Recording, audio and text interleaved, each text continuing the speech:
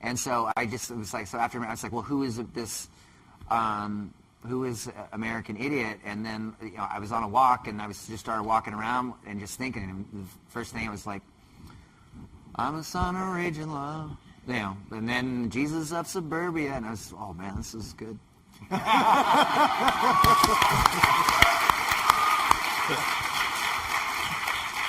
And then listening to it over and over again, I started to really hear this narrative inside it of Jesus of Suburbia and St. Jimmy and this girl that he falls in love with in the city and this sort of tug of war over his soul. It seemed very Faustian to me, Shakespearean or something. It seemed like a classic theater story. And so then I started to think, what if he had friends?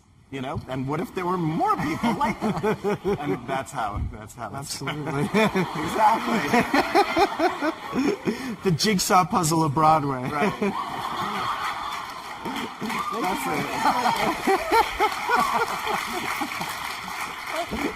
it. Billie Joe, was there sort of a learning curve for you in terms of musical theater, sort of creating, a musical out of this work, or did it all feel like it flowed pretty naturally? You mean like while I was writing it, or after? Going into the stage version of it? The stage version. Yeah. I felt really. I didn't really know what the hell I was doing. To be honest with you, I saw what Michael did with Spring Awakening, and then they had a sit-down version. Where everybody was sitting in seats, and there was just a bunch of people singing the songs in these different arrangements. And then, as soon as I was able to hear it that way, I was completely into it. I could visualize it. I was like, oh, this can work, definitely. And just all the women singing, and just the beautiful harmonies, cello and violin, and it was just like, oh man, it was like being at your own funeral. Mm-hmm. Fabulous. Yeah. Good time. So, but what I think it ended up kind of getting into my head was a sense of melody, because you hear a lot of quote-unquote pop punk bands or whatever, and it's just very generic. Like, you hear what they do, and it's just like, and that's my song, and it's my song. There's no it's like there's no sense of there's a tradition of melody or a richness in the melody like someone like Paul McCartney had or something like that. So it was I think that's one thing, or someone like Paul Westerberg naturally has. It was that was one thing that I think when Green Day started, we really wanted to have, I really wanted to write real melody. And what led each of you to decide that this was not only a good artistic move, but also a move in keeping with the integrity of the show? Well, if you've ever seen Billie Joe perform with Green Day, then you'll understand that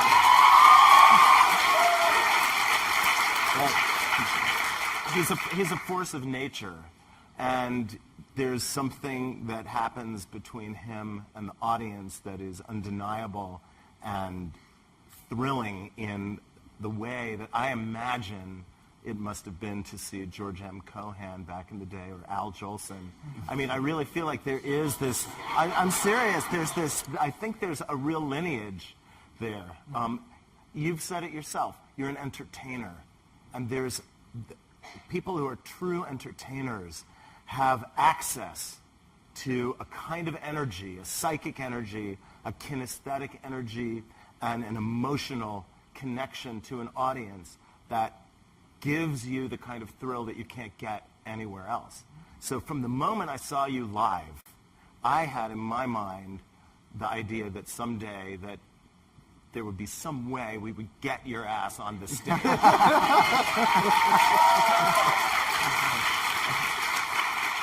Billie Joe, what about it for you when this was sort of first brought up to you about going into the show as a performer? What did you think? It was kind of brought up in passing a couple times, and I didn't really know, how seriously to take it or anything like that, And then I remember we just started our U.S. tour, and we were getting ready to play. We were in Buffalo, and I was getting into the elevator, and I got a call, and I looked, and it was Michael, and I was like, I go, hello, and he goes, Billie, I got to talk to you, and I go, can I call you back, because I'm in an elevator in Buffalo, and he goes, no. I have to talk to you now. Tom Holtz is on the phone. Hi. Hey, what's up, guys? How's it going? And then they're like, and then that's when they asked me, and I was like, well, I'm gonna go. I'm pretty sure I'll do this, but I'm gonna have a quick panic attack, and then, but I was stoked, man. So it was, it was hard, man. We didn't say anything to anybody. I go, just do me one favor and don't tell anybody until I know I can do it. So you could probably hear me like when I was like every morning I'd wake up and I would go on a walk on the West Side Highway, and I could hear like the panic attacks all the way up here. I'd go, oh my God, what am I doing? I've never really thought about. I never thought about acting, and it's like the worst thing I've ever seen is watching a musician become an actor. It's like, I mean, I don't know if you've seen Cold as Ice with Vanilla Ice in it, but that shit was not good. No. But it was just, it's frightening, It's like, and it works the other ways, too. There's a lot of actors that, well, you've heard the records. Yeah.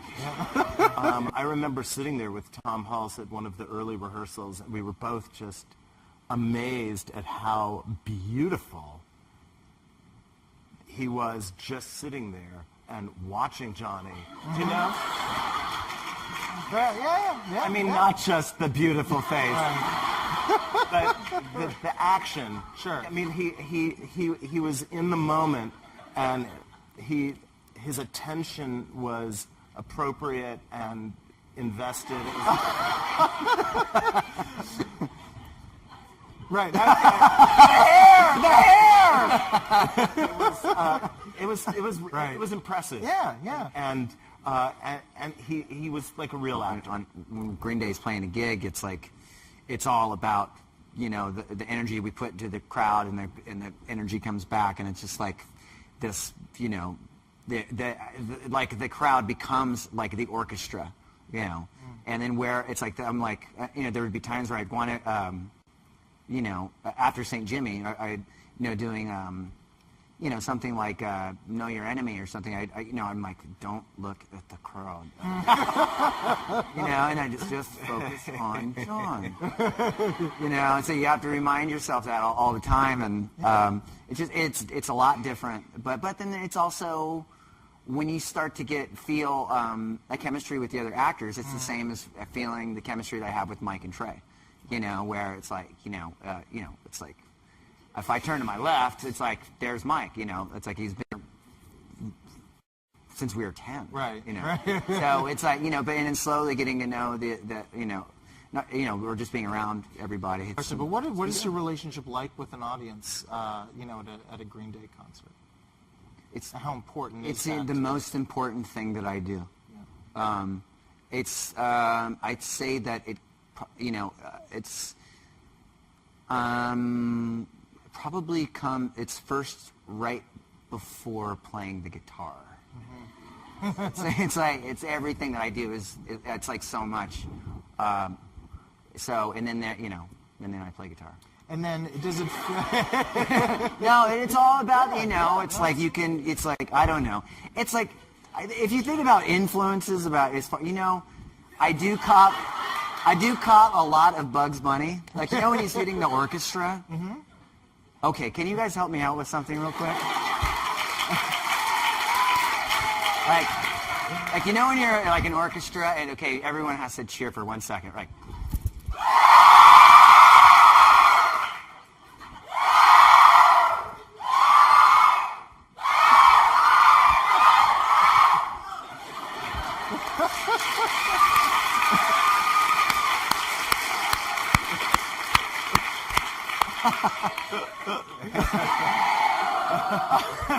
Looking after my job, man. Would you guys mind sharing some of the notes that you gave Billie along the way, just in terms of how to draw out this Well, performance? there were some that were like, just do it better. You're tough, man. I mean, brutal. I think one note was doing Last Night on Earth was to really kind of show it was singing like a love song to John. John. And that was one thing that he told me a few nights. It's like really make it known that you love this band. Right. So it's During like the death of St. Jimmy, and the way that you're pulling all the demons in on Know Your Enemy. You feel very connected to everyone, to me, and it looks to me when I watch it that you have a very specific relationship to everyone. So it isn't just to Gallagher. I'm glad you that. pointed that out. Yeah. I worked really hard on that. Did either of you ever imagine, wonder about, or even seriously think about, Billie, you going in as Johnny if Gallagher was off for a week, or was...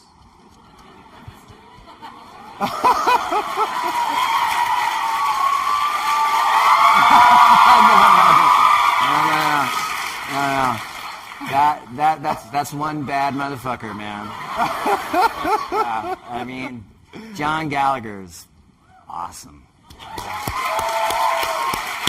And he has been so dedicated to this thing, and he's, I don't know, it's just like one of those people that you immediately, when I saw him in Spring Awakening, I was like, when you connect with you, you go, God, I want to be you, or I am you, or something is, you're so badass, like you hang on every word.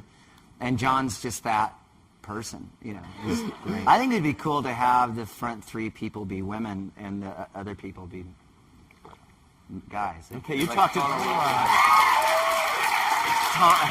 Tom Kitt would have his work cut out with all those arrangements. Billie, how do you psych yourself up for a performance in American Idiot the Musical, and is it any different than what you do before a concert?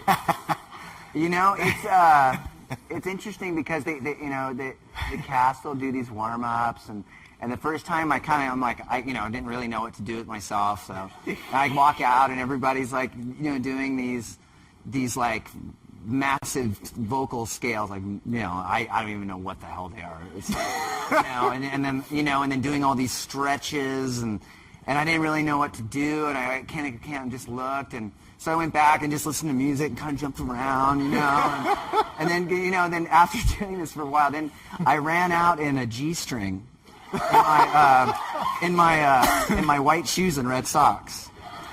And then everybody's like, "What the fuck is he doing?" And I did that a couple times, and then I put on, in Favorite Son, there's the women that are wearing the dresses. Well, I wore one of the dresses. I came out in my white shoes and red socks. It was kind of like, yeah, it's a good stretch there. And then what else? I dressed in a nurse's outfit. That's great. And then Recently, you had a good one. I came out as Spider-Man.